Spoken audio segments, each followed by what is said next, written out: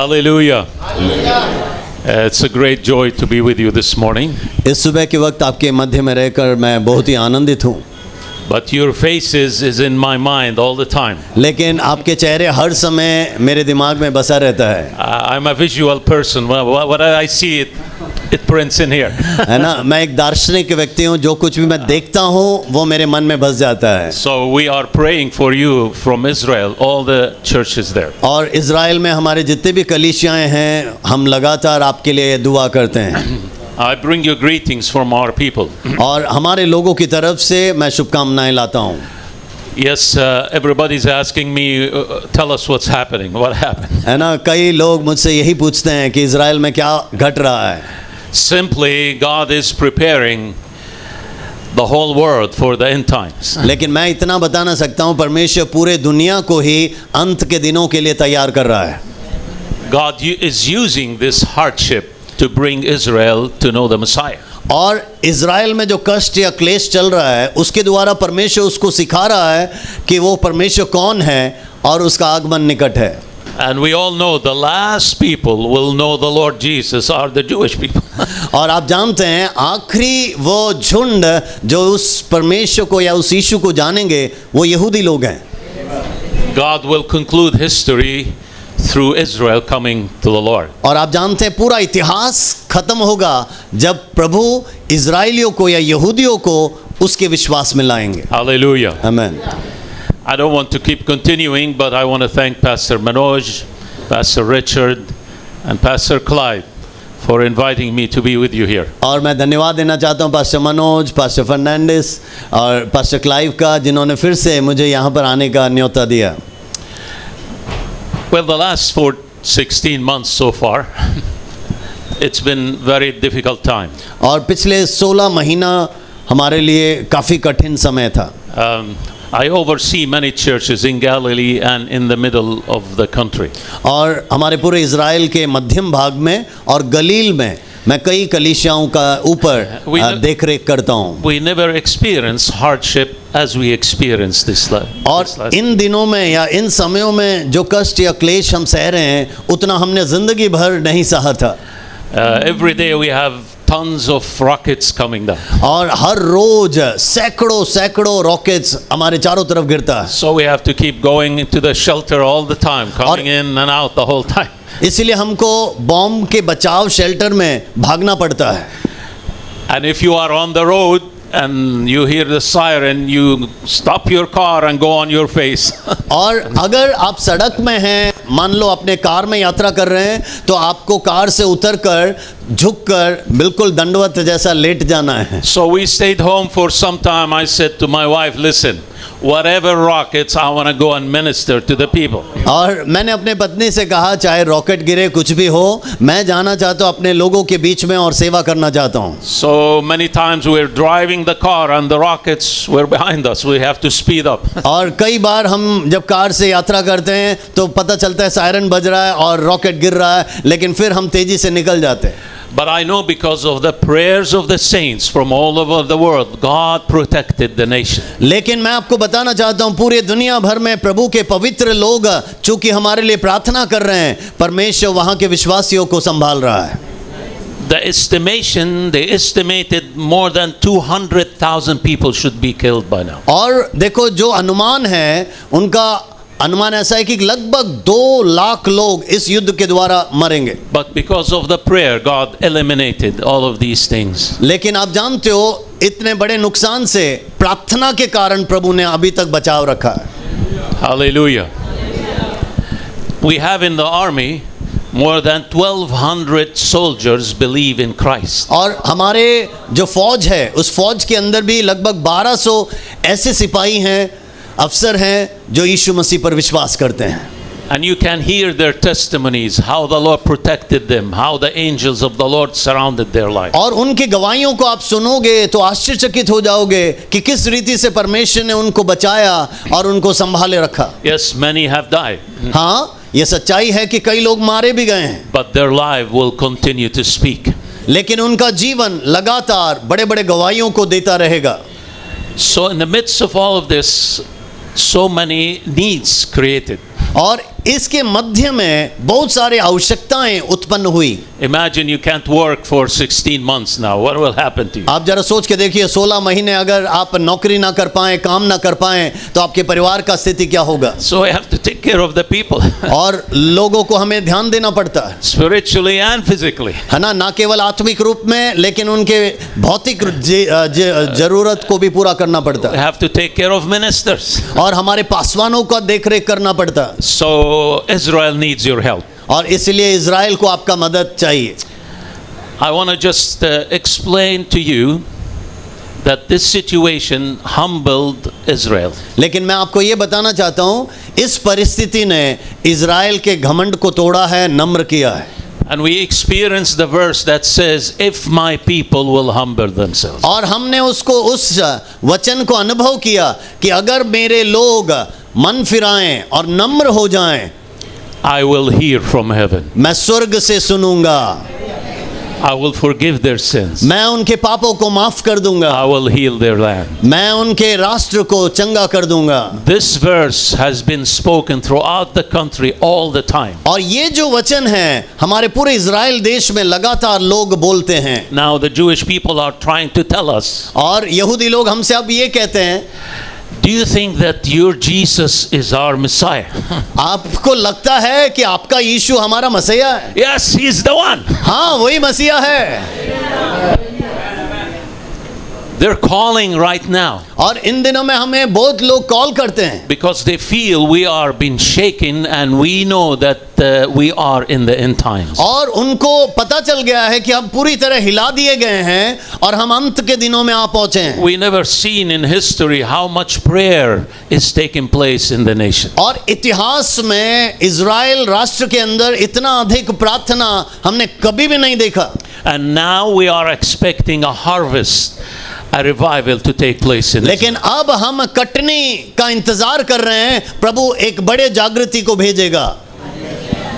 God is shaking the entire Middle East. और पूरे middle east के अंदर परमेश्वर एक अद्भुत कार्य कर रहा है। Maybe this is the time for Isaiah 19 to be fulfilled. हाँ, हो सकता है यशायाह 19 में जो भविष्यवाणी है वो पूरी हो जाए। There will be a highway from Egypt, Israel and Assyria. और एक राजमार्ग, सोचिए, मिस्र में से सीधा सीरिया की ओर। That's the revival before the coming of Christ. यीशु मसीह के दूसरे आगमन से पहले ये जागृति होगी। And our people are getting ready. और हमारे लोग उसके लिए तैयार हो रहे हैं।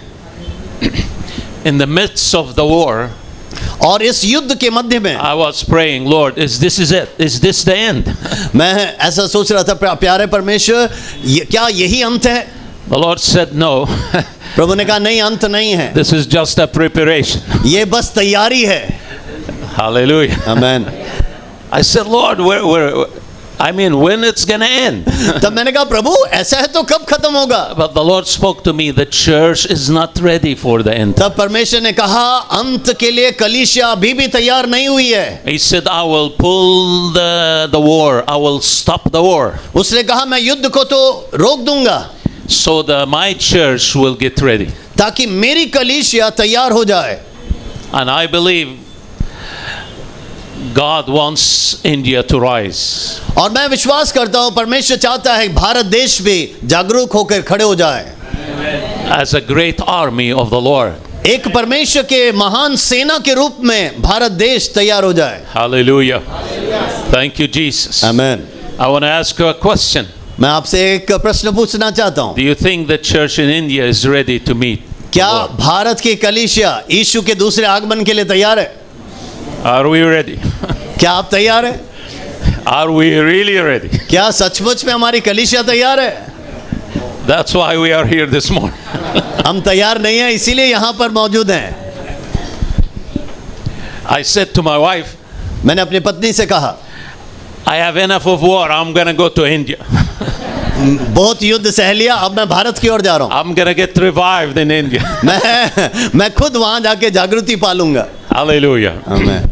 I appreciate your prayers for our people, हमारे लोगों के लिए आप जो प्रार्थना करते हैं उसके लिए धन्यवाद। and any financial help will be tremendously needed. और जो भी आर्थिक मदद आप करते हैं वो सचमुच में अभी वहाँ पर ज़रूरत है। And I tell you, what protects the Middle East is the existence of Israel there. और पूरे मिडिल ईस्ट को कौन बचाता है? केवल इज़राइल जो वहाँ बसा है उसके द्वारा वो बचा है। But God is after saving souls. लेकिन परमेश्वर आत्माओं को बचा रहा है। To the Jews first. पहले then to the यहूदियों को, Gentiles. उसके बाद अन्य जातियों को। So we have obligation इसलिए हमारा एक बहुत बड़ा कर्तव्य है to preach the gospel in Jerusalem, Judea, Samaria, and into the end of the world. कि यरूशलेम में, यहूदिया में, समरिया में और दुनिया के कोने कोने तक सुसमाचार सुनाते रहें। Hallelujah. Hallelujah. Are you excited this morning? आज सुबह क्या आप खुश हैं? So, one of the messages that the Lord really starts stirring in my heart, how to lead the church in the end times. और एक जो संदेश है जो परमेश्वर इन दिनों में मुझसे लगातार बातचीत कर रहा है वो ये है कि कलीसिया को कैसे अगुवाई देना है इन अंत के दिनों में। What kind of leadership we need to function in the end times. और अंत के दिनों में किस प्रकार का नेतृत्व चाहिए कि कलीसिया को आप अगुवाई कर सकें। How many here read the story of Noah? ये आपके नोट्स में नहीं है तो कृपया इस संदेश को आप ध्यान से सुने। कितने लोग नूह का कहानी जानते हैं? 4 chapters. केवल 4 अध्याय। Genesis 6, 7, 8 and 9. और आप जानते हैं उत्पत्ति के अंदर 6, 7, 8, 9 अध्यायों में इसके वर्णन है। Telling us about the awesome story of the flood. और उस बड़े जो प्रलय का है ना पूरा कहानी वहां पर लिखा हुआ है। And the Lord spoke to me, he said, why don't you read the story of Noah? और परमेश्वर ने मुझसे कहा नूह के कहानी को क्यों नहीं पढ़ता? You will understand how the church needs to be prepared for the end time. उसको पढ़ने से आपको पता चलेगा कि अंत के दिनों में कलीसिया को किस रीति से तैयार होना है। So Noah leadership is teaching us today how to lead the church in the end times. और नूह का जो नेतृत्व है वो हमें सिखाता है कि अंत के दिनों में हमें किस रीति से अगुवाई करनी है। And in Matthew 24, Jesus spoke about the end times. और मत्ती 24 में भी हम देखते हैं यीशु ने अंत के दिनों का बारे में जिक्र किया। And he gave a reference to Noah ministry. और उसने क्या कहा? नोहा ने किस रीति से अगुवाई की उसको स्मरण करो। We know these verses, Matthew 39 to 37 to 39. और हम जानते हैं मत्ती 24 का 37 से 39वें पद में, As the days of Noah were, so also will the coming of the Son of Man. नूह के दिनों में जैसा हुआ वैसा ही परमेश्वर के पुत्र के आगमन के समय में होगा। As the days before the flood, इसका मतलब जिस प्रकार उस बाढ़ से पहले दिन थे, they were eating, drinking, marrying, and getting into marriage until the day that Noah entered the ark. वो खा पी रहे थे, मौज मस्ती कर रहे थे, शादी कर रहे थे, शादी में दे रहे थे, ले रहे थे, ये सब उन दिनों में घट रहा था। And did not know until the flood came. और जब तक बाढ़ आई तब तक उनको ये कुछ बातें समझ में नहीं आया। And took them all away, so also will be the coming of the Son of Man. और जिस प्रकार से बाढ़ आकर सबको सत्यानाश कर गया वैसा ही परमेश्वर उस यीशु के आगमन में करेगा। So I encourage you, after this teaching this morning, go and read those 4 chapters. और मैं चाहूंगा कि यहाँ के इस सत्र के बाद जब आप घर जाएंगे इन 4 उत्पत्ति के अध्यायों को नूह के बारे में पढ़िए। We are living in days like days of Noah. नूह के दिनों के जैसे दिनों में आज हम जी रहे हैं। The story of the flood reveals the character of God. और परमेश्वर का चरित्र को दर्शाता है नूह के समय का प्रलय। Reveals a righteous leader. और उससे पता चलता है कि धर्मी नेता कौन है। Reveals how to be prepared and willing to enter into the new season. और उससे हमको पता चलता है कि अंत के दिनों में या एक नए मौसम में कैसे प्रवेश करना There's है। so many things we can talk about the story of Noah. और नूह के इस कहानी से कई बातें हमें सीखने को मिलता है। But let me tell you something. लेकिन मैं कुछ आपको बताना चाहता You हूँ। need to write this down. आप इसको लिख सकते हैं। The mercy and the patience of God has limits.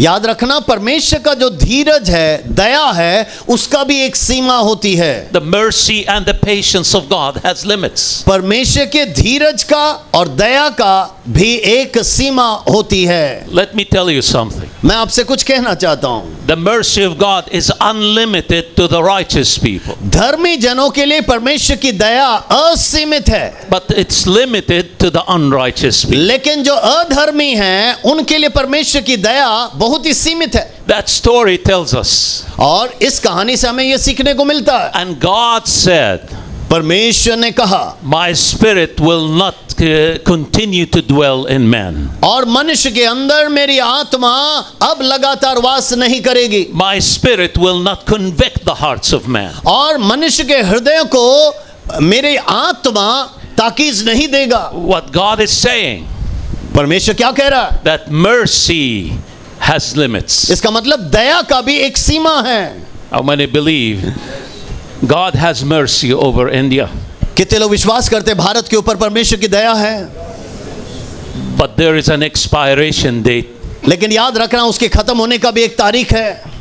Somebody tells me, you know, God in the Old Testament is different than the God of the New Testament. कई लोग ऐसा कहते हैं, पुराने नियम का परमेश्वर बिल्कुल अलग है इस बजाय कि नए नियम का परमेश्वर। It means like God changed. ऐसा लगता है उनके कहने पे कि परमेश्वर बदलता रहता है। God changes not. परमेश्वर कभी नहीं बदलता। He's the same yesterday, today and forever. वो कल, आज और युगानुयुग एक सा है। Don't go into that theology like you're trying to discover a new theology. आप नए ऐसे आध्यात्मिक बातों को ना सुने। Everything changes, but He changed not. सब कुछ बदल जाएगा लेकिन वो परमेश्वर कभी ना बदलेगा। Yes, in the New Testament, God's dealing is different. हाँ, नए नियम में परमेश्वर का जो बर्ताव है वो अलग ढंग से है, But He is the same. लेकिन वो एक जैसा है। So we see from the story, even Jesus referred to Noah's leadership. और यहाँ तक कि यीशु ने भी नूह के बारे में बतलाई। When people have no respect for the mercy of God, जब परमेश्वर की दया का कोई आदर नहीं करता, they have no respect for the grace of God, परमेश्वर के अनुग्रह का कोई आदर जब नहीं करता, they continue to refuse the mercy of God. इसका मतलब परमेश्वर की दया को वो ठुकराते हैं। Today the world, they try to distort और आज पूरा दुनिया वचन को तोड़ता मरोड़ता है। what God has designed. जो परमेश्वर ने बनाया है उस बनावट को वो तोड़ते हैं। A woman wants to be a man. अब एक स्त्री पुरुष बनना A चाहता है man wants to be a woman. और एक पुरुष स्त्री बनना चाहता They है। try to distort what God has designed. जो परमेश्वर ने तैयार किया है उसको वो तोड़ना मरोड़ना चाहते हैं। I mean, the world is spending so much time, so much money on that issue. और सोच के देखिए, पूरा संसार इतना समय और इतना पैसा ऐसे फालतू चीजों में बर्बाद कर रहा है। So the Lord saw the wickedness of man और मनुष्य के दुष्टता को परमेश्वर ने देखा was great in the earth. और पूरे पृथ्वी पर यह दुष्टता बड़ी हुई थी। And the Lord was sorry that He created man. और उसको बुरा लगा कि मैंने कैसे मनुष्य को रचना की या सृष्टि की। Can God say about our nation? क्या हमारे राष्ट्र के बारे में परमेश्वर ऐसा कह रहा है? Is God sorry for created people? क्या परमेश्वर को दुख हो रहा है कि उसने भारत को बनाया? God's heart is so sorrowful, so sad because of the evil of man. लेकिन मनुष्य की दुष्टता को देखकर परमेश्वर बहुत ही दुखी। I will destroy man and all the living things. और देखिए हम वहां क्या पढ़ते हैं, मैं मनुष्य को और सारे जीवित प्राणी को नष्ट कर दूंगा। Now the world is more defiled than before. और सोच के देखिए, नूह के समय से भी ज्यादा खराब हो गया है दुनिया आज। The more is more sinful than before. आज दुनिया में ज्यादा और पाप बढ़ चुका है, Injustice, और अन्याय बढ़ गया है, evil, lawlessness, हर प्रकार का अनैतिकता, हर प्रकार का बुराई बढ़ चुका है। and even in Romans the Bible says the whole creation is groaning. और रोमियो की पत्री में हम पढ़ते हैं पूरा सृष्टि मानो खेदित है, इंतजार कर रहा है। The whole creation around us is suffering and groaning because of the sinful man. है ना, पूरा राष्ट्र या पूरा दुनिया इस पाप के कारण दुखी है और रो रहा है, करा रहा है। And the creation is groaning and waiting the manifestation of the sons of God. और पूरा सृष्टि परमेश्वर के पुत्रों का प्रकट होने का इंतजार कर रहा है। Listen, the creation is waiting on you. याद रखिए, पूरा सृष्टि आपका इंतजार कर The रहा है, sons and daughters to be manifest. जो परमेश्वर के पुत्र और पुत्रियां प्रकट हो जाएं। आमीन। Do you know your identity as a son? Do you know your identity as a daughter? मैं आपसे पूछना चाहता हूं, क्या आप ये पहचानते हैं कि मैं उस परमेश्वर का पुत्र हूं, पुत्री हूं? When we rise in our identity, जब हम अपनी पहचान में बढ़ते हैं, the creation will go into rest. और पूरा सृष्टि जाके आराम करेगा। Hallelujah. I hope you understand what I'm talking about. मैं जो समझा रहा हूं कि आपको समझ में आ रहा है कि नहीं? And Paul says, पौलुस ने क्या कहा? Christ in you. मसीह जो तुम में है, Christ in you मसीह जो आप में is है, the hope of glory. ये दुनिया का आशा है। The hope of this nation इस राष्ट्र का आशा is Christ in me. वो यीशु जो आप में है, वो बात है। The rest, the blessing of this nation और इसका मतलब उसी के ऊपर इस राष्ट्र का पूरा आशीष छुपा हुआ है। is Christ in me. केवल मसीह जो मुझ में है। So we see from the story, we need to understand और नूह की कहानी से हमें ये सीखना है that God, patience and mercy has limits. याद रखना, परमेश्वर का धीरज और दया का भी एक सीमा है। I was called to speak, to lead a person. Well, he's a professor in one of the biggest university. He was dying. और एक प्रोफेसर जो कि काफ़ी जाने माने एक यूनिवर्सिटी का प्रोफेसर था, वो मृत्यु पे था और मुझे वहाँ बुलाया गया। His wife was a believer, उसकी पत्नी विश्वासी थी, but he doesn't believe in God. लेकिन ये प्रोफेसर विश्वास नहीं करता था। And his wife told me, please, can you just come and speak to my husband? He's dying. और Hours he will die. पत्नी ने मुझे कॉल किया और कहा कि मेरा पति मर रहा है, कृपया आप आ जाएं और उससे कुछ बातचीत करें। I spent 2 hours मैंने गया और 2 घंटा उसके साथ बिताया, releasing to him the love of God and explaining how much God loves him. और मैं उसको समझाने का कोशिश कर रहा हूं कि किस प्रकार परमेश्वर उससे प्यार करता है। Talking. लगातार बातें करता रहा। Finally he said to me, और आखिर में उसने ऐसा कहा, I don't believe in God. मैं परमेश्वर पर विश्वास नहीं करता। When I die, मैं जब मरूंगा, I will be blending with the nature. मैं इस प्रकृति के साथ घुल मिल जाऊंगा। And he died. और वो मर गया। But I want you to understand मैं चाहता हूं कि आप समझ जाएं that God is reaching, His love is reaching the person just moments before he dies. याद रखना, परमेश्वर कोशिश कर रहा है कि उसकी मृत्यु शैया से पहले या मृत्यु से पहले सुसमाचार या प्यार या दया दिखाएं। It's not His will परमेश्वर की इच्छा वो नहीं है for men to die in sin. कि मनुष्य मर जाए पाप में। Another story. एक और कहानी, We have a man in Nazareth. और नाजरत में एक व्यक्ति है, His son is a believer, उसका बेटा विश्वासी है, but he's an atheist. He doesn't believe in God. लेकिन उसका बाप नास्तिक है, वो विश्वास नहीं करता। Talking to him, he कितना भी refused. बातें कर लो वो ठुकराता। Suddenly, his son told me, my father is dying in the hospital. लेकिन एक दिन बेटा कहता है कि मेरे पिताजी अस्पताल में भर्ती हैं, कभी भी मरेंगे। He had a heart attack and they rushed him to the intensive care. और हार्ट अटैक के कारण उसको जल्दी हॉस्पिटल में भर्ती किया He was totally in coma. और वो कोमा में था।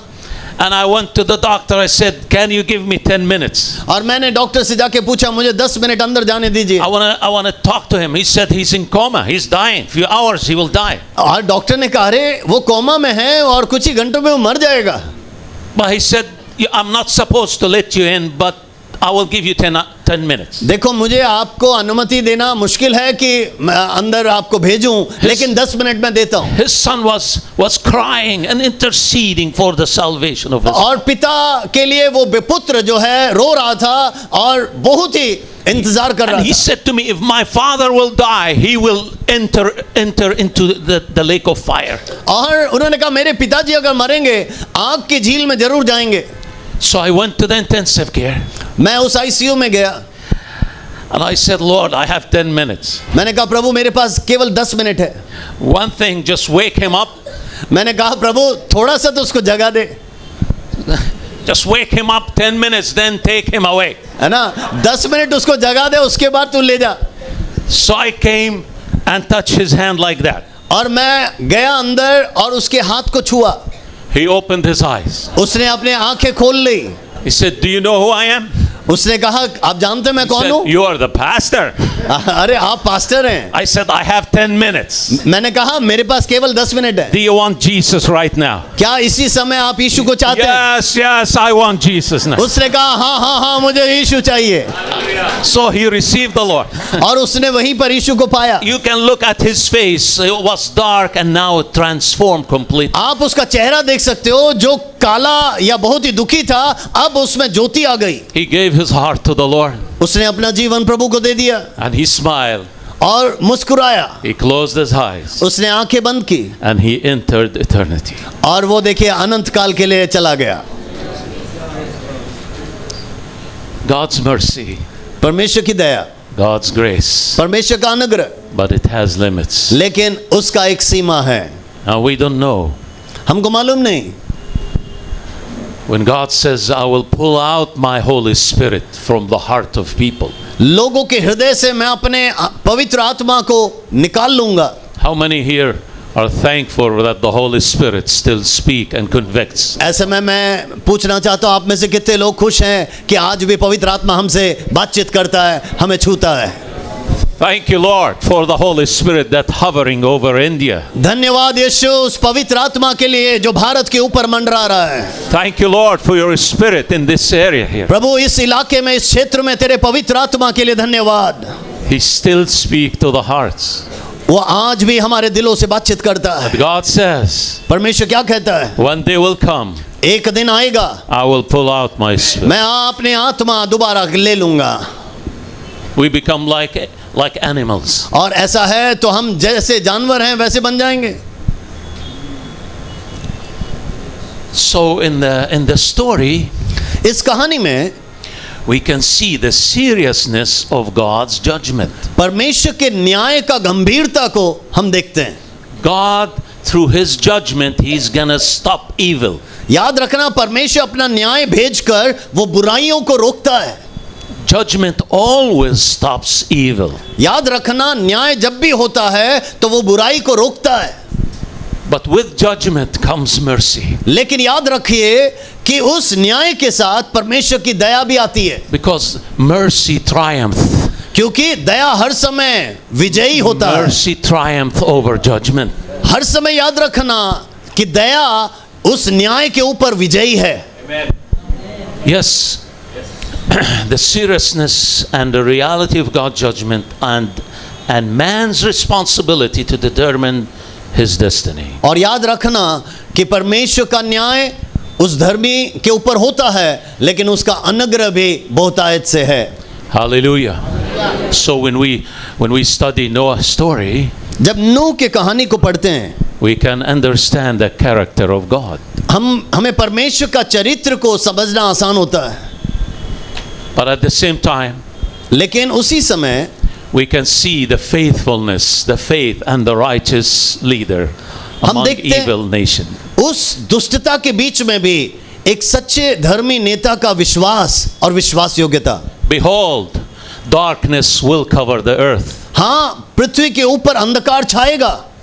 But the Lord will rise over you. लेकिन परमेश्वर आपके ऊपर उदय होगा. And the glory will be seen upon you. और आपके ऊपर उसकी महिमा दिखेगी. Yes, darkness will come. हाँ, अंधकार आएगा. Evil will increase. हाँ, दुष्टता बढ़ेगी. But the glory will be increased over us. लेकिन परमेश्वर का अनुग्रह और महिमा भी आपके ऊपर बढ़ेगा.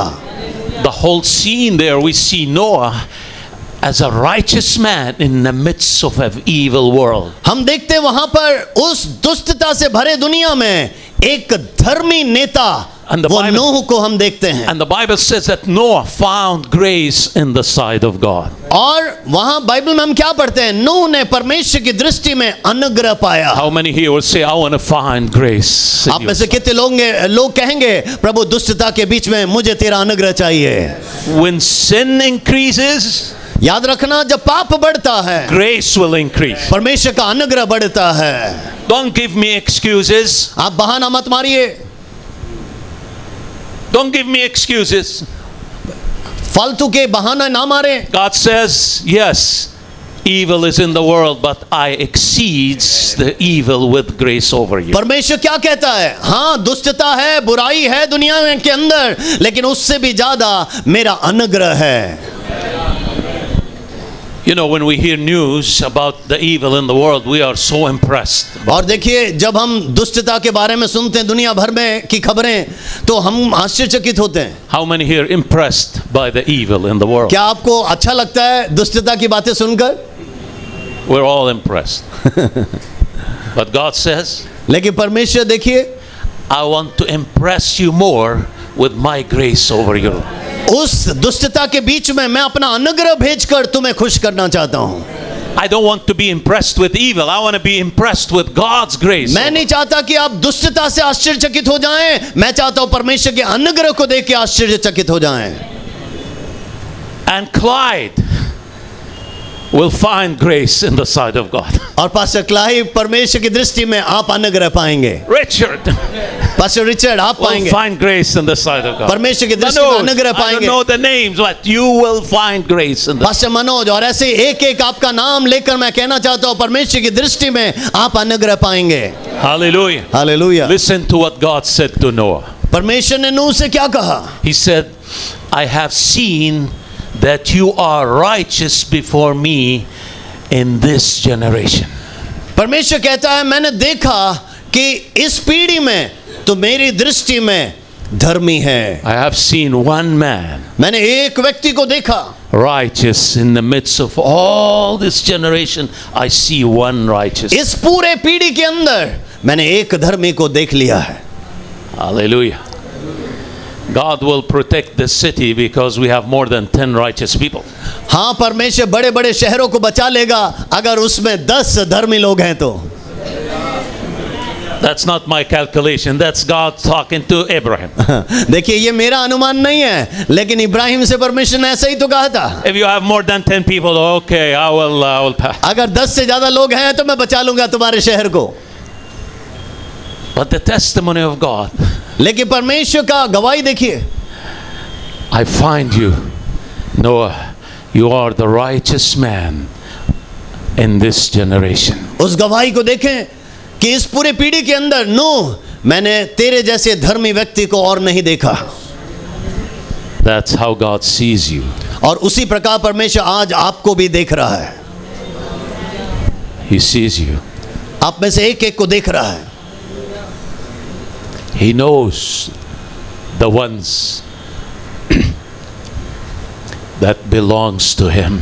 वो अपने लोगों को पहचानता है।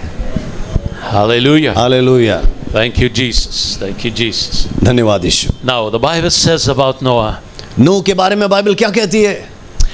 God said, listen, Noah, Nuh soon, I'm going to establish a new covenant with you.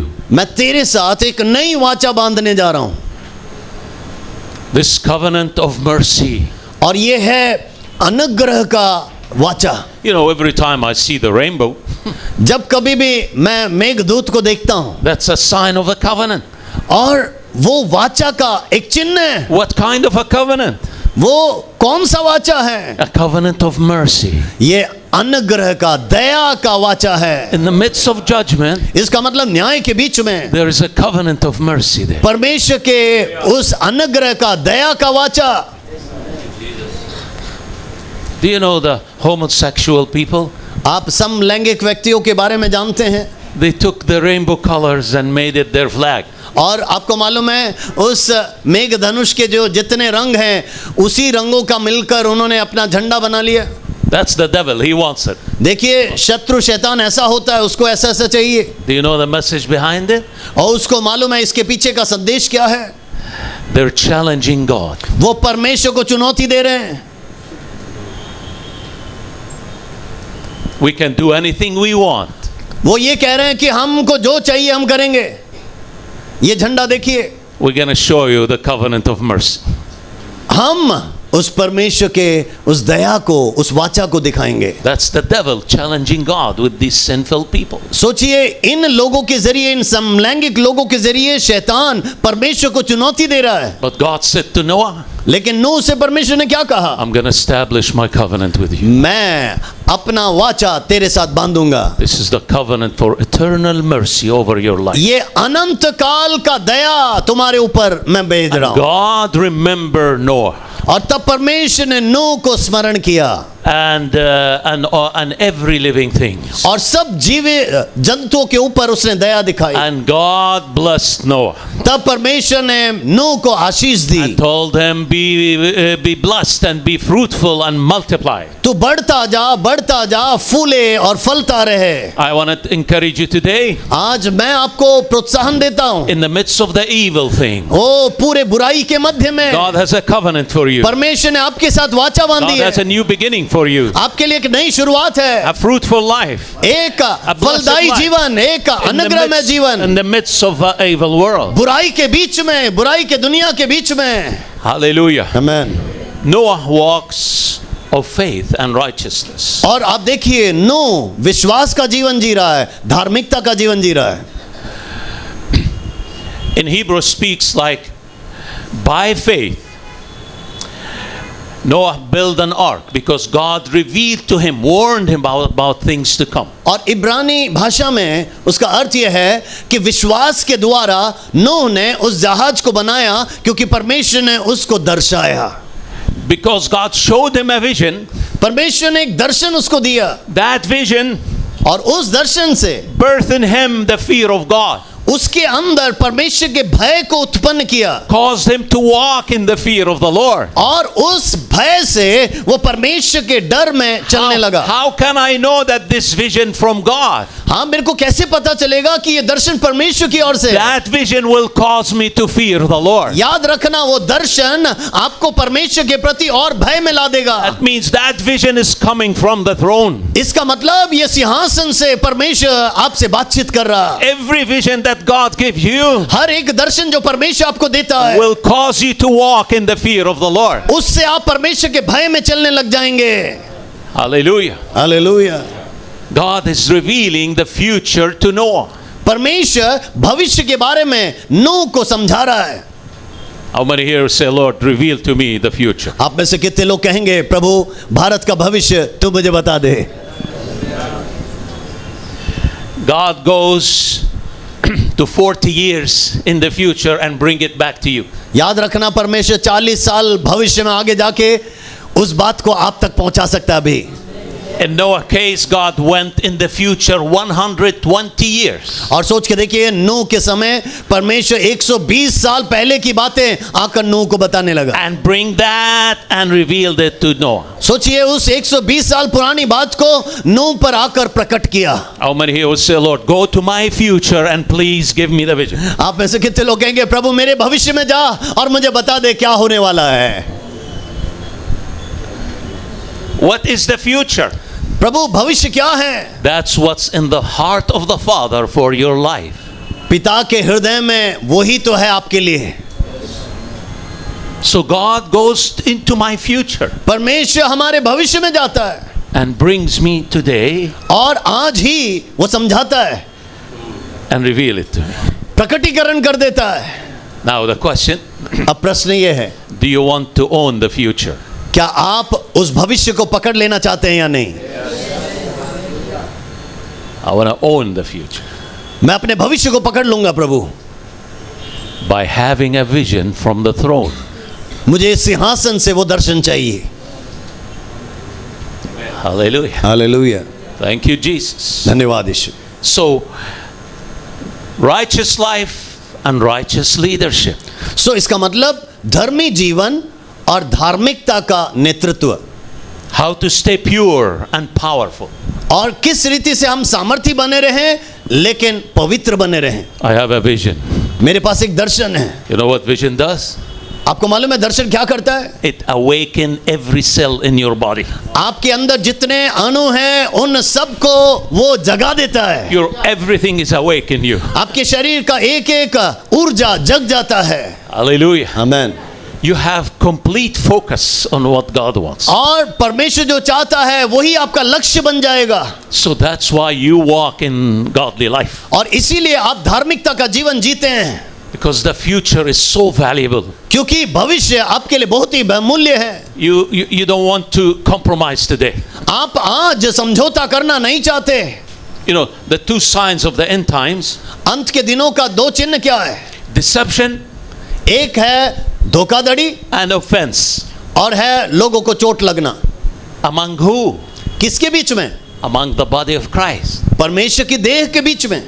Deception एक है धोखाधड़ी and offense. और लोगों को चोट लगता है। When I compromise today, आज मैं अगर समझौता कर लूं, that compromise, if I continue living in it, it will lead me to deception. याद रखना, अगर मैं उस समझौते में जीने लग जाऊं तो वो मुझे धोखा में पहुंचा देगा। If I only keep mental knowledge about the truth, अगर मैं सच्चाई के बारे में केवल मानसिक ज्ञान रखूं, I will be offended. मैं एक दिन जरूर चोटिल हो जाऊंगा। But I don't want mental knowledge. मैं केवल यहाँ की बुद्धि नहीं चाहता, I want the revelation of the Holy Spirit. मुझे पवित्र आत्मा का प्रकटीकरण चाहिए। It's not the mental knowledge that keeps you. मुझे मानसिक बुद्धि या ज्ञान नहीं चाहिए। It's the revelation of the person of Christ inside of us. मसीह यीशु वो व्यक्तित्व कौन है, उसका प्रकटीकरण हमारे जीवन में हमारे नेतृत्व को बदल देगा। Why you are offended? आपको चोट क्यों लगी? Because you deal with mental knowledge. क्योंकि आप दिमाग से सोच रहे हैं। But if you have a revelation, लेकिन अगर आपके अंदर प्रकटीकरण you है, will never be offended. आप किसी के द्वारा चोटिल नहीं होंगे। Revelation of the Spirit of God. इसका मतलब परमेश्वर की आत्मा का प्रकाशन, That's the solid ground you have. in और life. वही मजबूत गढ़ है। Hallelujah. I was preaching about the wise men. और मैं प्रचार कर रहा था उस बुद्धिमान व्यक्ति के बारे में। They were following the star. और आप सोच के देखिए, वो उस तारे को पीछे चल रहे थे। They thought Jesus will be born in Jerusalem. उन्होंने सोचा कि यरूशलेम में यीशु का जन्म होगा।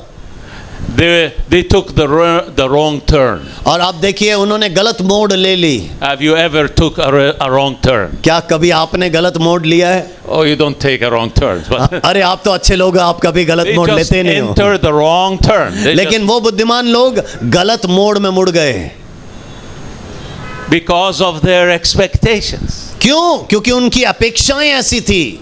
Their hearts are right, but their expectations are wrong. उनका हृदय सही था, लेकिन उनकी अपेक्षाएं गलत थी। And many times our expectations can take us to the wrong turn. याद रखना, हमारी अपेक्षाएं कई बार गलत मोड़ पर हमें ले जाएगा। What happened?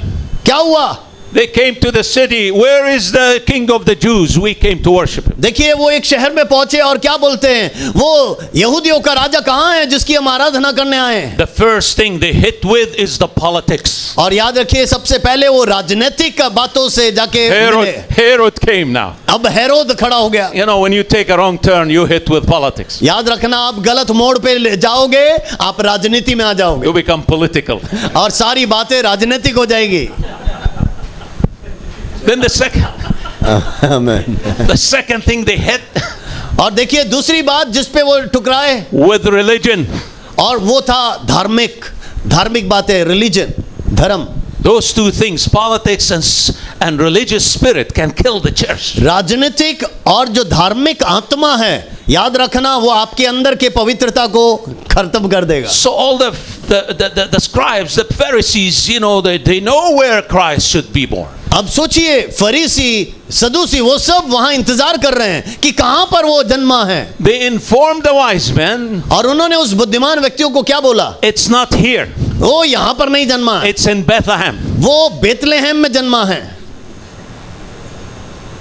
But why the entire religious world did not accompany the wise men to Bethlehem? सोच के देखिए, पूरे धार्मिक जगत उस बुद्धिमान लोगों के साथ बेतलेहम क्यों नहीं गया? Aren't you waiting for Christ to be born?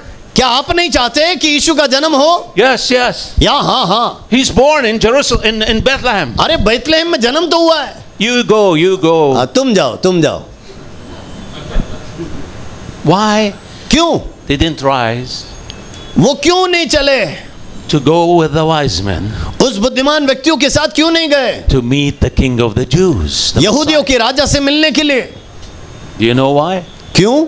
Because they have a mental knowledge, क्योंकि उनका बस एक मानसिक ज्ञान है, not revelation in the heart. उनके हृदय में प्रकटीकरण नहीं है। That's a big difference. सोचिए, ये बहुत बड़ा अंतर है। The wise men have a revelation, लेकिन वो बुद्धिमान व्यक्ति जो थे उनके अंदर एक प्रकाशन है, but the religious leaders have a mental knowledge. लेकिन जो धार्मिक नेता थे उनके अंदर केवल मानसिक ज्ञान था। That's why they missed the coming of Christ. इसीलिए यीशु के आगमन को वो खो गए। Now we all waiting for Christ to come. अब हम सभी यीशु के दूसरे आगमन का इंतजार कर रहे हैं। Those with mental knowledge will be offended. याद रखना, जो मानसिक ज्ञान के साथ खड़े हैं उनको चोट पहुंचेगा, Those with revelation, they are ready to receive him. लेकिन जिसके अंदर प्रकाशन है वो यीशु को स्वीकारने के लिए तैयार है। Many will say Jesus will be raptured before the tribulation. No, it's in the middle. No, it's in the end. और याद रखें, कई लोग इसी बातों पे लड़ते रहते हैं कि बड़े संकट के पहले, क्लेश से पहले यीशु आ जाएगा, कोई कहेगा उसके मध्य में आएगा, कोई कहेगा बाद में आएगा। What if we all wrong? और सोच के देखिए, ये सब गलत हो जाए तो What happened to us? फिर हमारा क्या होगा? We'll be offended. हमको चोट लगेगी तब। I was counting on to be raptured before the tribulation. अरे बड़े संकट से पहले हमारा ना हम चले जाएंगे, ऐसा मैं सोच रहा था। And now I'm entering the tribulation. What's wrong with you, God? अब मैं उस महाक्लेश में प्रवेश कर रहा हूं। प्रभु, क्या ये गलत कर दिया तूने सब कुछ? And Jesus said, many will be offended यीशु ने क्या कहा? ऐसे में बहुतेरे लोग चोटिल होंगे, because of the mental knowledge. क्योंकि not the उनका revelation मानसिक of God. ज्ञान से वो चल रहे थे। Don't ask me मुझसे ना पूछे when will be raptured. कि हमको कब वो उठा ले जाएगा। I know we will be raptured. मुझे बस इतना मालूम है, एक दिन जरूर होगा। When? That's a revelation in the heart. है ना? अब ये कब होगा, वो आपके अंदर का प्रकाशन आपको बताए। Hallelujah. Amen. But on personal level, I will tell you. लेकिन व्यक्तिगत रूप से पूछे तो मैं बताता हूँ। Don't ask me. Okay. So, God wants our life to be pure and powerful. परमेश्वर चाहता है हमारा जीवन पवित्र हो और सामर्थी हो। Two things you need to be careful. दो बातें आपको ध्यान देनी है। As a leader, you need to watch out from spiritual dryness. याद रखना, एक आत्मिक सूखापन आपके जीवन में ना आ जाए। Be careful from spiritual dryness. आत्मिक सूखापन से बचिए। Maintain renewal. हर समय आप तरोताजा होते जाएं, Pray more. और ज्यादा प्रार्थना करें, Worship more. और आराधना करें। Maintain your saturation in the spirit. याद रखना, आत्मा में पूरी तरह लग्न बने रहिए। The second enemy और दूसरा जो शत्रु है, is being polluted with sin. और पाप से आप पूरी तरह प्रदूषित हो जाएं। This world, ये दुनिया, if we are not careful, it will enter us. अगर हम ध्यान ना दें, ये दुनिया हमारे अंदर घुस जाएगा। Wash yourself every day. याद रखिए, अपने आप को हर रोज धोते रहो। Cleanse by the blood of Jesus every day. यीशु मसीह के लहू से अपने आप को हर रोज धो लो। That will keep you in alignment with God. और ऐसे में आप परमेश्वर के साथ के उस संबंध में बने रहेंगे। Hallelujah. Hallelujah. Thank you, Jesus. धन्यवाद, Thank you, यीशु। Jesus. We're sorry you're still with me. क्या आप मेरे साथ हैं या नहीं? Okay. We're good. We're doing good. We're doing good. आमीन। If God has given you a vision, परमेश्वर अगर आपको दर्शन देता है, are you willing to pay the price? क्या आप उसके लिए एक मूल चुकाने के लिए तैयार हैं? Hallelujah. What was Noah's vision? नूह का दर्शन क्या था? 120 years. 120 साल Preaching and preaching and people rejecting.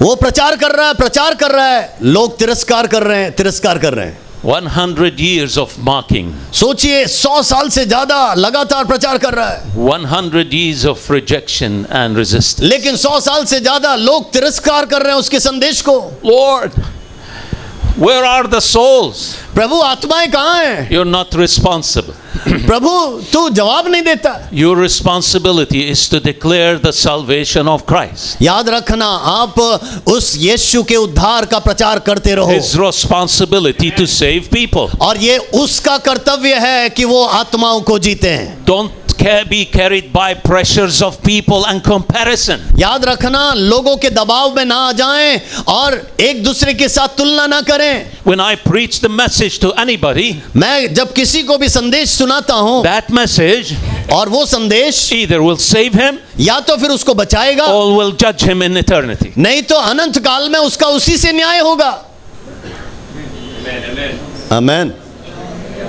And God said to Noah, परमेश्वर ने नूह से क्या कहा? I'm going to judge the world because of your message. आपके संदेश के कारण मैं दुनिया का न्याय करूंगा। Noah was the voice of God on earth. इसका मतलब पृथ्वी पर नूह परमेश्वर का आवाज बना। How many here will say, Lord, I want to be your voice on आप में से earth? कितने लोग कहेंगे, प्रभु इस दुनिया में मैं तेरा आवाज बनना चाहता हूं। We just a voice. प्रभु मैं तेरा आवाज बनना चाहता हूं। We're not stars here. We are just a voice. याद रखना, हम कोई विख्यात व्यक्ति नहीं है, जाने माने व्यक्ति नहीं है, हम केवल उसकी आवाज हैं। So Noah became the heir of righteousness सो नूह धार्मिकता का व्यक्ति बन गया because of his faith. उसके विश्वास के द्वारा। And God judged the entire world और सोचिए, परमेश्वर ने पूरे दुनिया का न्याय किया because of one message. एक संदेश के द्वारा। So I want to encourage you. इसीलिए मैं आपको प्रोत्साहन देना चाहता God हूं। is expecting you to have a voice for him on earth. परमेश्वर चाहता है उसके लिए आप इस पृथ्वी पर एक आवाज बन जाएं। Hallelujah. आमीन। So that vision caused him to be awakened, और उस दर्शन से लोग जागरूक हो जाएंगे, serving with clarity, with goal in mind. और आपके लक्ष्य के साथ आप अच्छे रीति से सेवा कर पाओगे। The vision will make a meaning out of your life. और वो दर्शन जो आपको देगा, उस दर्शन के द्वारा आपके जीवन का एक अर्थ निकलेगा। Jesus said it's like the days of Noah, people eating and drinking and marrying. There was no vision, no meaning of their life. और यीशु मसीह ने क्या कहा? नूह के दिनों के समान वो खा रहे हैं, पी रहे हैं, मस्ती कर रहे हैं ना, शादी कर रहे हैं, लेकिन कोई अर्थ नहीं निकल रहा। But what makes a meaning out of my life? लेकिन मेरे जीवन का अर्थ कैसे निकलता है? God released heavenly vision into my life. परमेश्वर ने मेरे जीवन के अंदर एक दर्शन फूंक दिया। When God gives you a vision, जब परमेश्वर दर्शन देता है, God is saying, परमेश्वर क्या कह रहा है? I have chosen you. मैंने तुझे चुन लिया है। You are a chosen one. मैं वो तू चुना हुआ व्यक्ति I है। have called you. मैंने तुझे बुलाया You है। carry my assignment. ओ तू मेरे काम को कर। You carry my plan. ओ मेरे योजना को तू पूरा कर। There is a meaning behind my life. मेरे जीवन के पीछे एक अर्थ है। If I own the whole world, अगर मैं पूरा दुनिया जीत लूं if God did not choose me, और परमेश्वर मुझे ना चुने, my life has no meaning. मेरे जीवन का कोई अर्थ नहीं है। Hallelujah. आमीन। How many here will say, thank you, Lord, for calling me, आप में से कितने लोग कहेंगे, प्रभु धन्यवाद तूने मुझे चुन लिया, for choosing me?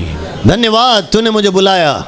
So the Bible says, without vision, the people perish, Bible क्या कहती है? दर्शन के बिना लोग नष्ट होते हैं, निरंकुश होते हैं। destroyed.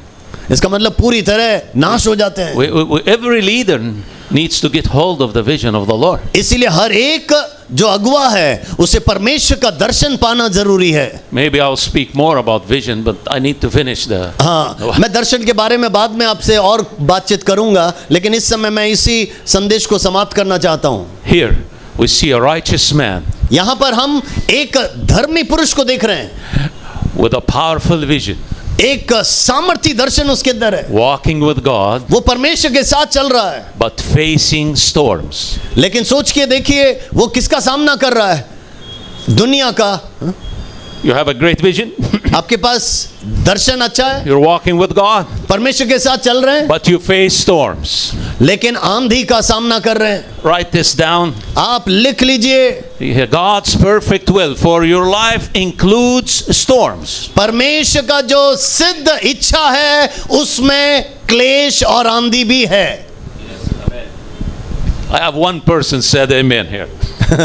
मैंने जो कहा उसमें एक ही व्यक्ति ने आमीन कहा। Amen. Storms not to defeat you or to destroy you. याद रखना, वो आंधी, वो क्लेश आपको हराने के लिए नहीं, आपको खत्म करने के लिए नहीं। Storms are designed to shape you to be powerful man. आंधी क्यों प्रभु भेजता है? ताकि वो अपनी योजना के अनुसार आपको एक सामर्थी व्यक्ति बना दे। God is looking for warriors. परमेश्वर योद्धाओं को ढूंढ रहा है। Thank you, Jesus. धन्यवाद। Thank you, Jesus. Now, in time leadership, अंत के दिनों का नेतृत्व, righteous life, एक धर्मी जीवन, then powerful vision, एक सामर्थी दर्शन, then thirdly, तीसरी बात, willing to enter the new season. नए मौसम में प्रवेश करने के लिए एक सुइच्छा।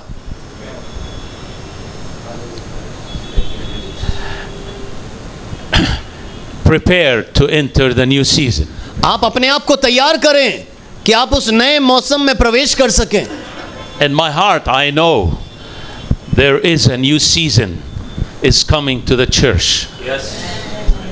मैं जानता हूं, मेरे हृदय में पूरी तरह स्पष्ट है कि कलीसिया के लिए एक नया मौसम आ रहा है।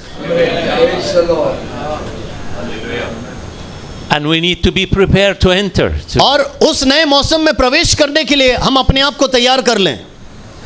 Noah, Noah, the old world, I'm going to end it. सारे दुनिया को मैं समाप्त कर दूंगा, I'm going to start a new beginning, a new order. लेकिन मैं एक नया शुरुआत, एक नया तौर तरीका को बनाने जा रहा हूं। Noah, everything will be different. Noah, सब कुछ बिल्कुल अलग हो जाएगा। Are you ready for everything to be different? क्या आप तैयार हैं कि प्रभु सब कुछ नया हो जाए? Everything will be different. सब कुछ बिल्कुल तरोताजा। We know the water flooded the whole earth. और आप जानते हैं बहुत बड़ा बाढ़ आ गया, पूरा धरती पर भर गया, And waited days after days. और बहुत दिन तक नो इंतजार करता रहा। I want you to see the prophetic picture here. और यहाँ पर वो नबूवत की बातों को समझें। There were two birds Noah had to release. और नूह ने दो पक्षियों को बाहर भेजा। The first one is the raven. और आप जानते हैं पहले कौवे को भेजा। Have anybody have a raven, a pet in your house? It's क्या आप में से किसी ने कौवे को पाला है? You can't hold the raven. है ना, आप कभी भी पालते नहीं। I think Noah got tired of that raven. The first thing I want to get you out is you. है ना, नूह तो उसको संभालते संभालते तंग आ गया होगा और वो कह रहा होगा जैसे ही मैं खोलूंगा खिड़की सबसे पहले तुझे ही फेंकूंगा। That raven is disturbing the ark all the time. क्योंकि वो पूरे जहाज को खराब कर रहा है, तंग कर रहा है। I'm just waiting for the water to come down. I'm gonna release you. है, नूह क्या कह रहा है? पानी थोड़ा कम हो जाए, हे कौवे मैं तुझे बाहर भेजूंगा।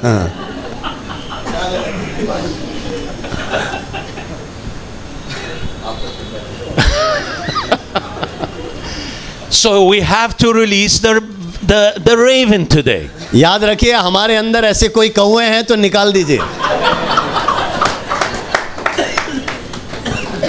When he released the raven, released the dove. और आप जानते कौवे के बाद उसने कबूतर को भेजा. The raven went, did not come back.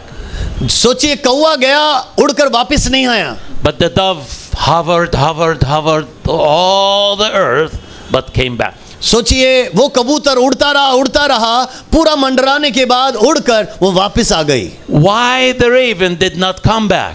कौवा क्यों नहीं वापस आया? Because he found dead bodies he can rest on. है ना, उसको मरे हुए लाश मिले, अरे उसको खाना काफी है उसको. Raven eats dead things. याद रखना, मरे हुए चीजों को खाता है कौवा। So the raven represent your old life. और ये कौवा दर्शाता है आपका पुराना जीवन। The dove representing the new. लेकिन ये कबूतर आपके नए जीवन को दर्शाता है। Hallelujah. We need to release the old याद रखना, हमारे पुराने चीजों को हमको त्यागना होगा in order to receive the new. और तब जाकर जब आप पूरा त्यागोगे तब नया प्राप्त करोगे। The raven represent the past, हर समय याद रखना, कौवा आपके अतीत को दर्शाता है, the old generation, पुराने पीढ़ी को दर्शाता है, the dead thing. और मरे हुए चीजों को दर्शाता है। If you study the nature of the raven, आप अगर कौवे के प्रकृति को समझें, he steals, और वो चुराता है, take advantage. वो फायदा उठाता है, I mean, feeds on dead things. और मरे हुओं पर वो उसका खाना बना लेता है। Now God wants us to release the past. लेकिन परमेश्वर चाहता है कि हम अपने अतीत को छोड़ दें। You cannot enter the new तब तक जब तक छोड़ेंगे नहीं, नए में प्रवेश नहीं कर पाओगे। until you release the raven. याद रखना, कौवा जब तक नहीं छोड़ेंगे नया प्रवेश नहीं मिलेगा। Paul said, take off the old man, पौलुस ने क्या कहा? अपने पुराने मनुष्यत्व को उखाड़ फेंको then put on the new man. और नए वस्त्र को धारण कर लो। Amen. Hallelujah. Raven represent weakness, और कौवा दर्शाता है कमजोरी को, failure, पराजय को। all what happened in the past, जो भी अतीत में हुआ उन सब चीजों को दर्शाता है, hurtful memories, और ऐसे यादें जो आपको चोटिल करता है। things that happened in the past. जो भी अतीत में आपके साथ हुआ, It's all produces death. और वो सब बातें मृत्यु को ही लाती हैं। And God is saying today, परमेश्वर आज क्या कह रहा है? you have a choice. आपके पास चुनाव है। God wants you to release the raven from your life. परमेश्वर चाहता है आपके अतीत को, आपके कौवे को आप त्याग दें। I'm not just saying something today. आज कुछ बोल दिया मुंह से, ऐसा नहीं। God spoke to me. प्रभु ने मुझसे बातचीत की, इसीलिए मैं आपको बता रहा हूं। Tell the leaders to release the raven. परमेश्वर ने मुझसे कहा कि सारे अगुओं को बता दो कि अपने अपने कौवे को, अतीत को त्याग दें। Because there is a new anointing is coming. परमेश्वर एक नया अभिषेक भेज रहा है। He released the dove. और देखिए, अब उसने कबूतर को भेजा। The dove could not find a place to rest. सोचिए, उसने पूरा उड़ उड़ कर ढूंढा, लेकिन कहीं पर सहारा नहीं पाया, It came back. और वो वापस लौट गई। And Noah waited another 7 days. और नूह फिर से 7 दिन इंतजार किया। I want you to see this picture with Adam and Eve. और सोचिए, आदम और हव्वा के साथ इस दृष्टिकोण को देखें। In the beginning, आदि में God created heaven and the earth. परमेश्वर ने आकाश और पृथ्वी बनाई, And earth became desolate. और पूरा पृथ्वी भूडोल हुई। But the Spirit was hovering लेकिन आत्मा वहां मंडरा रहा था over the earth. पूरे पृथ्वी के ऊपर। When the Holy Spirit is hovering, it means God is about to release the new thing, the new order into your life. जब पवित्र आत्मा ऐसा मंडराता है, इसका मतलब यह है आपके जीवन में परमेश्वर कुछ नया पैदा करने जा रहा है। Somebody said it this way, I don't know who prayed, or somebody said the Holy Spirit is hovering.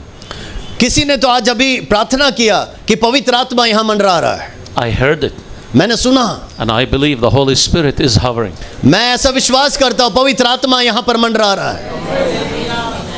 Why is hovering? वो क्यों मंडरा रहा है? It's a sign that God is about to do a new thing. इसका मतलब वो एक चिन्ह है कि परमेश्वर कुछ तो नया करने जा रहा है।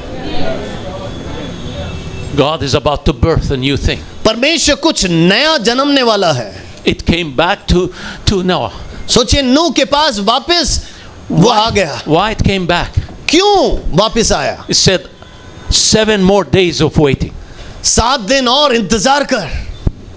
The disciples waited 10 days in the upper room. सोचिए उस ऊपरी कक्ष में यीशु के चेले लोग 10 दिन इंतजार किए Until the Holy Spirit fell on the disciples. जब तक चेलों के ऊपर पवित्र आत्मा ना उतरा। When the Spirit is hovering, we need to wait on the Lord. Prepare our lives to receive the outpouring of the Holy Spirit. अगर पवित्र आत्मा मंडरा रहा है तो इसका मतलब है हमें उसके चरणों में इंतजार करना है ताकि पवित्र आत्मा आपको अभिषेक से भर दे। How many believe we need to wait 7 days? कितने लोग कहेंगे मुझे भी 7 दिन कम से कम इंतजार करना होगा। The Holy Spirit is hovering, पवित्र आत्मा हमारे बीच में मंडरा रहा but है, He's waiting on us to wait for 7 days. लेकिन वो देख रहा है कि हम में से कौन कौन इंतजार कर रहा है। Then after 7 days, और 7 दिन के बाद He released the dove again. और उसने कबूतर को फिर भेजा And the dove brought to Noah a brand new olive branch. और सोच के देखिए वो एक नए पत्ते को अपने चोंच पे लगाकर आ गई। Why brand new olive branch? इसका मतलब उस ओलिव के पत्ते को नया क्यों लेके आई? Noah, Noah, I have a new anointing to enter the new season. मेरे पास एक नया अभिषेक है नए मौसम में प्रवेश करने के लिए। I have a new anointing for you. एक नया अभिषेक है। And even that symbol of the dove with the olive branch, that they use it in the United Nations. और सोच के देखिए वो कबूतर जिसके चोंच में वो ओलिव का वो पत्ता है, उसी चिन्ह को यूनाइटेड नेशन संयुक्त राष्ट्र भी इस्तेमाल करता है अपने लोगों में। It's a symbol of peace. वो शांति का एक चिन्ह है। Hallelujah. आमीन। But we have first to release the raven. लेकिन याद रखना इस अभिषेक को पाने से पहले कौवे को त्यागना होगा, To get the olive. है ना, Get the ताकि new anointing. ओलिव का नया पत्ता पाना है, पुराना छोड़ना होगा। Hallelujah. Between the first release and the second release of the dove, 7 days of waiting. उस कबूतर के पहली बार छोड़े जाने और दूसरी बार छोड़े जाने के बीच में 7 दिन का इंतजार था। When you are waiting, God is dealing with us. जब आप इंतजार करते हैं परमेश्वर आपको तैयार करता है। In waiting, we are more surrendered than before. जब हम इंतजार करते हैं हम अपने आप को और समर्पित करते हैं पहले से ज्यादा। In waiting, we are saying, Lord, we're not doing anything except your will. और जब हम इंतजार करते हैं हम प्रभु से क्या कह रहे हैं? हम कुछ भी नहीं करेंगे, बस तेरी इच्छा को पूरी करेंगे। I notice that leaders, they don't like to wait. और मैं जानता हूं अगुवे लोग जो भी नेतृत्व कर रहे हैं उनको इंतजार करना पसंद नहीं। We need quick ministry, quick impartation, powerful ministry, miracles on quick. हमको सामर्थ चाहिए, चिन्ह चमत्कार चाहिए, वो भी तुरंत चाहिए। Amen. आमेन बोलते ही हो जाना I चाहिए। love that. But that's not what God is saying. हाँ ये अच्छी बात है, मुझे भी वो पसंद है कि बोलते ही तुरंत ऐसा हो जाए, लेकिन परमेश्वर ऐसा नहीं करता। You are waiting on God आप परमेश्वर का इंतजार करते हैं because God wants your heart. क्योंकि परमेश्वर आपके दिल को चाहता है। Those that wait on me जो मेरा इंतजार करते हैं shall renew their strength. वो अपने सामर्थ को, बल को प्राप्त करेंगे। We have to wait. हमें इंतजार करना होगा। I love to lay hands on you and anoint you. मैं आपके सिर पे हाथ रखकर प्रार्थना करना चाहता हूँ, अभिषेक करना चाहता हूँ, But that does not take the place of waiting. लेकिन उससे भी वो जगह को नहीं ले सकता जहां पर आप इंतजार कर रहे हैं। The first release, God is saying, I'm hovering. देखिए पहली बार उस कबूतर को छोड़ना तो उसका मतलब है मैं मंडरा रहा हूं। The second release of the dove, कबूतर का दूसरा छोड़ा जाना, God is saying, I'm anointing you. अब मैं अभिषेक से तुझे भर रहा हूं, A new anointing. एक नया अभिषेक। Hallelujah. Hallelujah. In Psalm 92 verse 10, और भजन संहिता 92 उसका 10 में, this psalm is read every Saturday, every Sabbath. और हर सबत के दिन इस भजन को पढ़ा जाता है। And it says, anoint my head with new oil. प्रभु नए तेल से मेरे सिर का अभिषेक कर दे। What he's saying, वो क्या कह रहा है? at the end of the week, उस हफ्ते के बाद, beginning of a new week, एक नया सप्ताह शुरू होने से पहले give me a fresh anointing. प्रभु नया अभिषेक से मुझे दे भर दे। We serve the Lord. हम उसकी सेवा करते हैं। We're almost at the end of that assignment. याद रखिए प्रभु ने जो कार्य दिया उसके अंत में हम आ पहुंचे हैं। The psalmist says, "Anoint me with a fresh oil." भजन क्या कह रहा है? भजनकार कह रहा है कि प्रभु एक नए अभिषेक से, उस तेल से मुझे मसा कर दे। A new anointing for a new season. एक नया अभिषेक ताकि मैं उस नए मौसम में प्रवेश करूं। Yesterday's anointing will not take you to the future. याद रखना कल का अभिषेक आपको भविष्य में नहीं ले जाएगा। The nature of the anointing has to be renewed, has to be increased. आपके अंदर का जो अभिषेक का मात्रा है उसको आपको तरोताजा करते रहना पड़ेगा। Hallelujah. Hallelujah. Thank you, Jesus. धन्यवाद यीशु। We just harvest the olives last month. और पिछले महीने में 2 हमने months ago.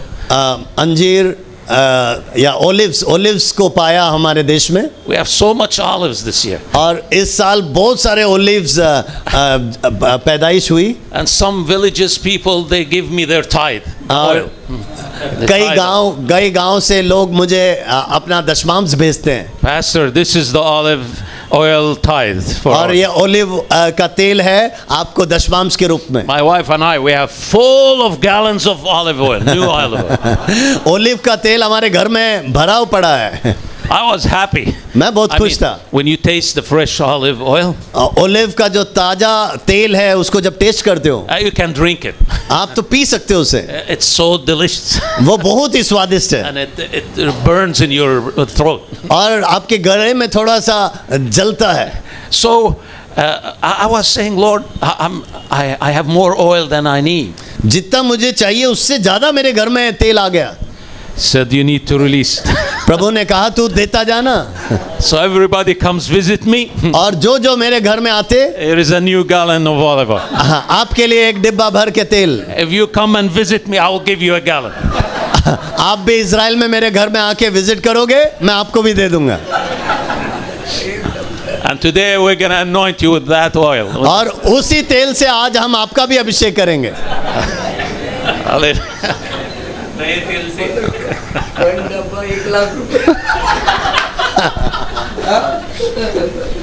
Hallelujah.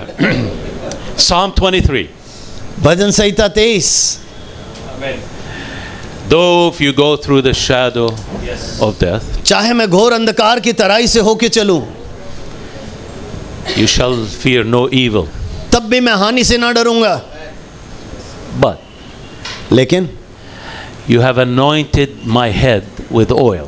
तूने मेरे सिर को अपने तेल से अभिषेक कर दिया है। My cup runneth over. और मेरा कटोरा उमड़ रहा है। What is saying there? वहां क्या कह रहा है?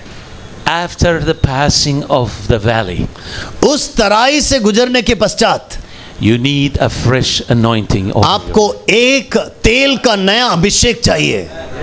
How many here have been in valleys? कितने लोग तराई के The अनुभव valley. से गुजर चुके हैं? Valley of the shadow of death. वो मृत्यु की शैया से, I'm exhausted. I'm tired. हे प्रभु मैं थक चुका हूं, मैं हार चुका हूं। Lord, that battle was so tough on me. प्रभु वो युद्ध बहुत ही भारी था मेरे ऊपर, But you will anoint my head with a fresh oil. लेकिन प्रभु तरोताजा एक नए अभिषेक के तेल से तू मुझे मसा कर देगा। So you need a new anointing after the valley. याद रखना तराई के अनुभव के बाद आपको एक नया अभिषेक चाहिए। After the battle. उस युद्ध के बाद, After the hardship. उस क्लेश के बाद God is gonna refresh you, is gonna anoint you for the new season. परमेश्वर आपको तरोताजा करेगा उस नए अभिषेक से, ताकि आप उस नए मौसम में प्रवेश करो। Hallelujah. Amen. Thank you, Jesus. धन्यवाद Thank you, यीशु। Jesus. So, Noah Noah received the dove with a new anointing. एक नए अभिषेक से उसने उस कबूतर को पाया। Why do we need the fresh anointing? अब ये तरोताजा एक नया अभिषेक क्यों चाहिए?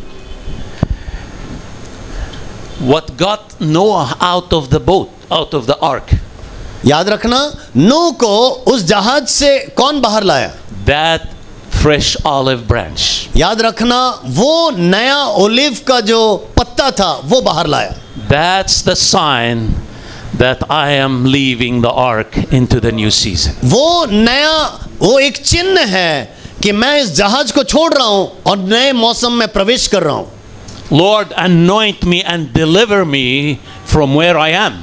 प्रभु तू मुझे अभिषेक कर और मुझे छुटकारा दे मेरे वर्तमान के परिस्थिति से. You need a fresh anointing to release you. आपको एक नया ताजा अभिषेक चाहिए कि आपको छोड़ा जाए आगे. Lord, I've been laboring. प्रभु मैं बहुत थक चुका हूं. I've been working. मैं बहुत मेहनत किया. But anoint me so I can leave the ark प्रभु अब मुझे अभिषेक कर ताकि मैं जहाज को छोड़ सकूं. and step into the new season. एक नए मौसम में मैं प्रवेश कर सकूं.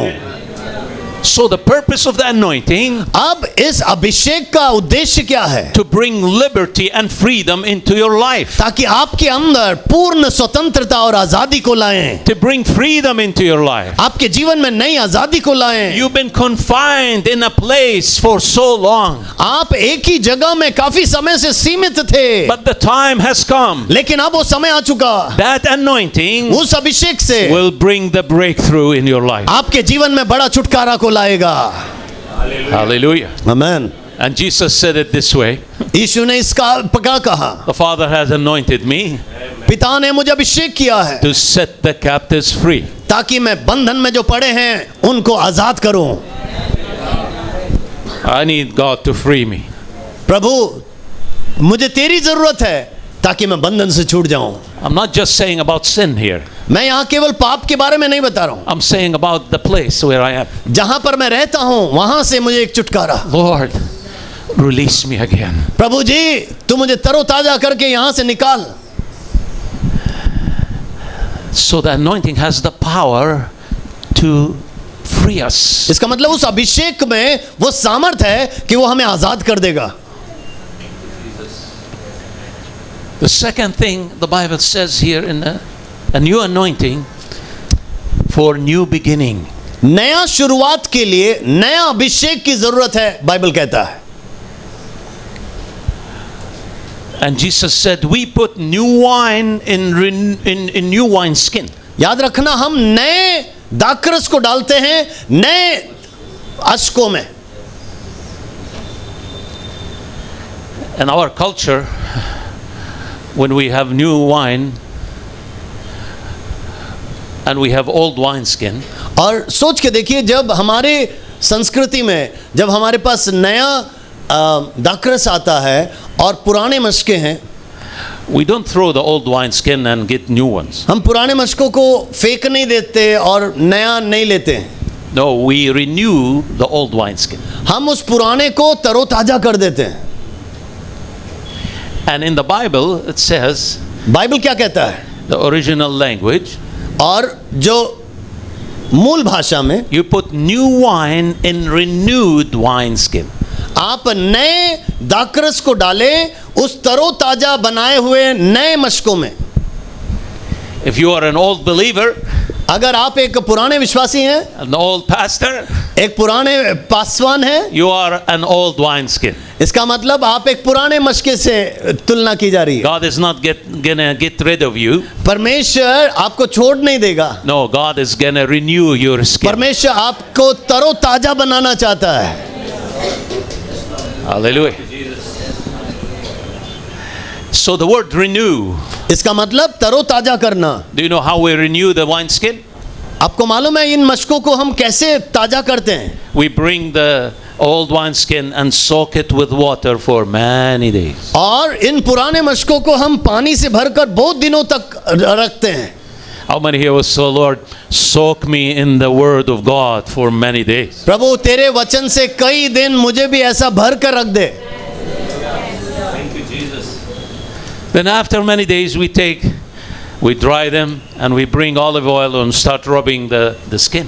और हम काफी दिनों के बाद उस पानी को बहा देते हैं और उसको सुखाते हैं और उसके बाद ओलिव के तेल को लाकर उसके ऊपर रगड़ते हैं, So the skin becomes so soft again और फिर से वो चमड़ा बहुत ही मुलायम हो जाता है, because soaking in water and rubbing it with olive oil. क्योंकि पानी में हमने भरपूर रखा था और अब हम उस ओलिव के तेल से उसको रगड़ रहे हैं। So now we say this renewed wineskin. अब हम कहते हैं ये मस्का बिल्कुल तरोताजा हो चुका, It's ready for the new wine. ये नए दाखरस को पाने के लिए तैयार है। Hallelujah. Today and tomorrow you are being soaked by water.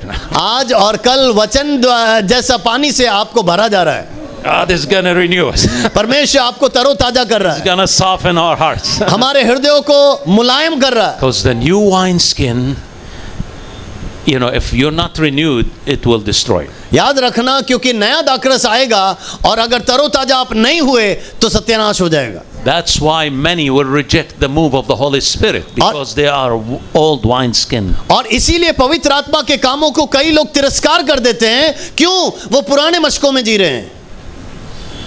So what God is saying, I have a new anointing for a new beginning.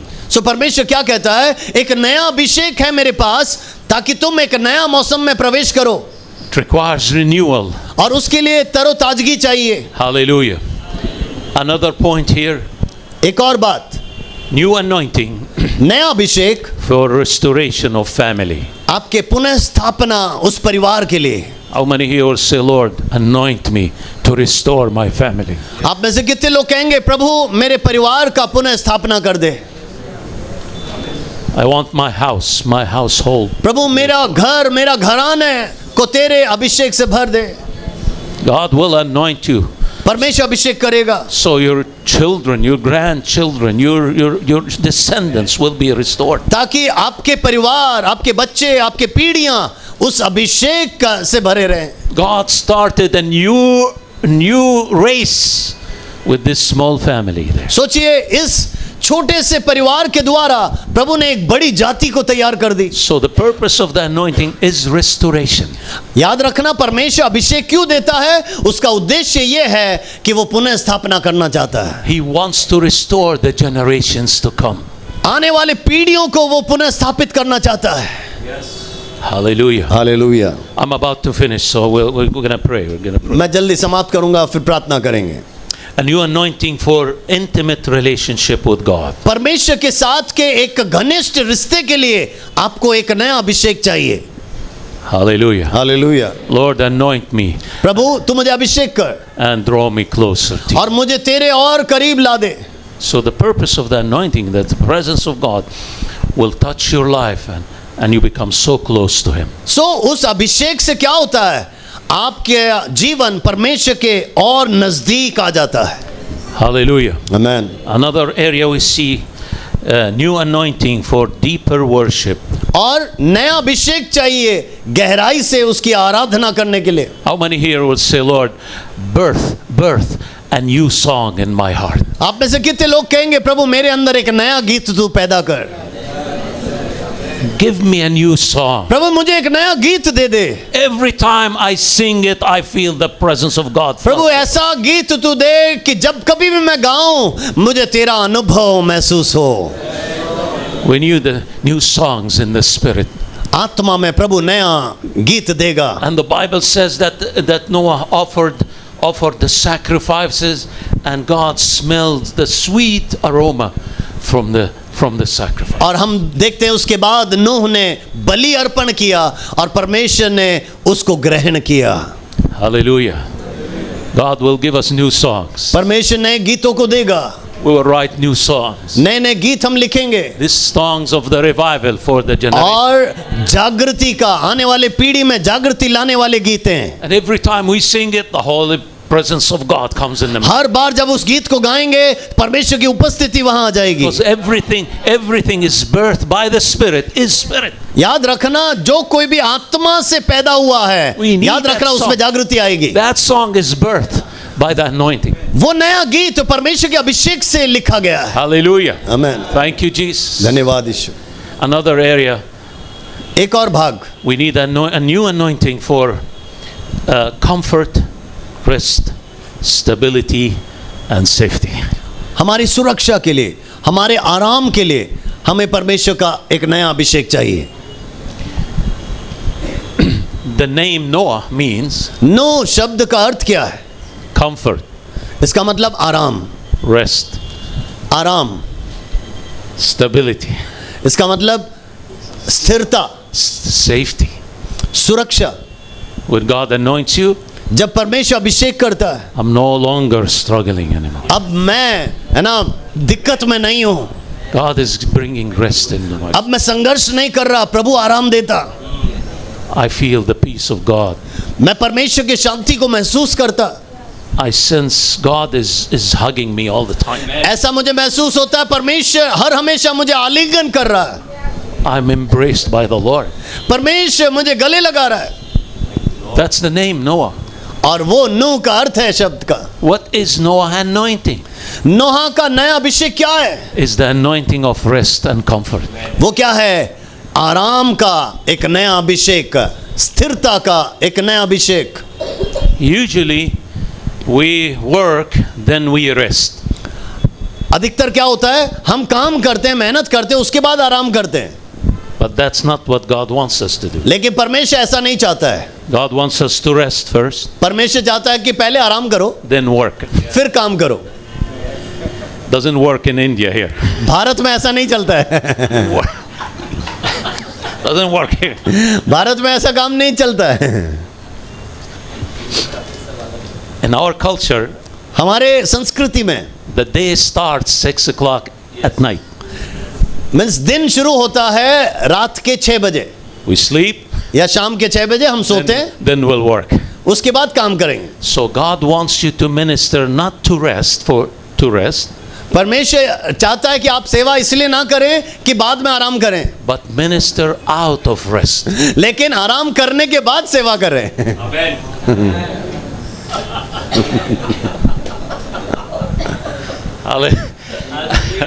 So we labor, oh Lord, now give me rest. God says, you understood wrong. This is not how we do things. हम क्या करते हैं, बहुत मेहनत करते हैं, बहुत संघर्ष करते हैं, उसके बाद प्रभु से कहते हैं कि प्रभु आराम दे। प्रभु कहता है ये मेरा तरीका नहीं है। First, I will anoint you so you can rest. मैं पहले तुझे अभिषेक दूंगा ताकि तू आराम कर। So whenever you serve, जब कभी भी सेवा करते हो, you serve out of rest. आराम के बाद सेवा करो, And that's the anointing. वो है अभिषेक। I was with a Jewish leader in a church last night, the night before I flew. यहाँ पर आने से पहले, यात्रा करने से पहले एक यहूदी अगुवे के साथ था एक चर्च में। I said, I'm going to India. We have 6 conferences. He looked at me. You don't look like you are traveling. है ना, तो मैंने कहा कि मैं भारत की ओर जा रहा हूँ, यात्रा कर रहा हूँ, वहाँ मेरे 6 कॉन्फ्रेंसेस हैं। वो मेरी ओर ध्यान से घूर कर देखने लगा और कह रहा है तुम यात्रा कर रहे हो? You're so relaxed. You're so at rest. अरे तुम तो आराम जैसा बहुत ही आसानी से बोल रहे हो। Yeah, I'm going to India out of rest. Not... मैंने कहा मैं आराम से, बहुत शांति से भारत में जा रहा हूँ सेवा के लिए। I go and serve from rest. जो आराम मैंने पाई, उस आराम से बाहर निकलकर अब सेवा कर रहा हूँ। That's why we enjoy ministry. इसीलिए हम सेवा में आनंद उठाते हैं। So that's the purpose of the anointing. So you learn how to rest first. ये है अभिषेक का योजना या अभिषेक का उद्देश्य, यही है कि पहले आराम करो, उस आराम से सेवा करो। Hallelujah. New anointing for blessing. Another last one. New anointing for blessing and fruitfulness. और यार अगला है कि फलदायी होने के लिए, प्रभु का अनुग्रह पाने के लिए एक नया अभिषेक चाहिए। God said to Noah, be blessed and be fruitful, multiply in the earth. प्रभु ने नूह से कहा तू आशीषित हो जा, तू फूले फले बहुगुणित हो जा। So your blessing, your fruitfulness is dependent on the anointing. आपके अभिषेक पे निर्भर होगा कि आप कितना आशीषित हैं और आप कितने अनुग्रहित हैं। Hallelujah. So I don't want to end the service without anointing you. We're talking about the anointing. देखिए अभिषेक के बारे में बता रहे हैं, तो मैं आपको अभिषेक किए बिना खत्म नहीं करना चाहता। But before we pray for anointing, उस अभिषेक के लिए प्रार्थना करने से पहले we have to release the raven. हमें कौवे को छोड़ना होगा. Everything that really causes you to be miserable, release it. जो भी चीजें आपको तंग करता है, परेशान करता है, उसे आपको छोड़ना पड़ेगा. Hallelujah. I'm gonna pray and anoint you. मैं आपके लिए प्रार्थना करूंगा और अभिषेक करूंगा. But before that, we need just to release things from our heart. लेकिन उससे पहले हमारे हृदय के अंदर से ऐसी बातों को त्याग दें. What I'm gonna do is just the Lord will show you the fresh olive branch. मैं विश्वास करता हूं परमेश्वर आपको ओलिव का उस नए पत्ते को आपको दर्शाएगा. That's the beginning. वो एक नई शुरुआत होगी. And we're going to see things change. और आप देखेंगे सब कुछ इस नए साल में बदलता हुआ. So we're going to go to prayer, but once you're ready, you can just, well, I'll anoint you, go back and continue in prayer. Gently we can anoint everybody. So इस समय मैं आपके लिए प्रार्थना करने जा रहा हूँ. प्रार्थना करने से पहले, आप सामने आने से पहले पुरानी बातें, पुराने क्लेश, पुराना सोच, उन सब को त्याग दें और एक नए शुरुआत के लिए, नए अभिषेक को पाने के आग्रह से आप आएं. और मैं आपके लिए प्रार्थना करने के बाद आप वापस जाके आराधना में, प्रार्थना में बैठ सकते हैं. Let's pray. आइए हम प्रार्थना करें. Hallelujah. Thank you Jesus. Thank you Jesus. अपने आप को प्रभु के हाथों में समर्पित करें और दुआ करें. Thank you Jesus. धन्यवाद यीशु, धन्यवाद यीशु. Thank you Lord.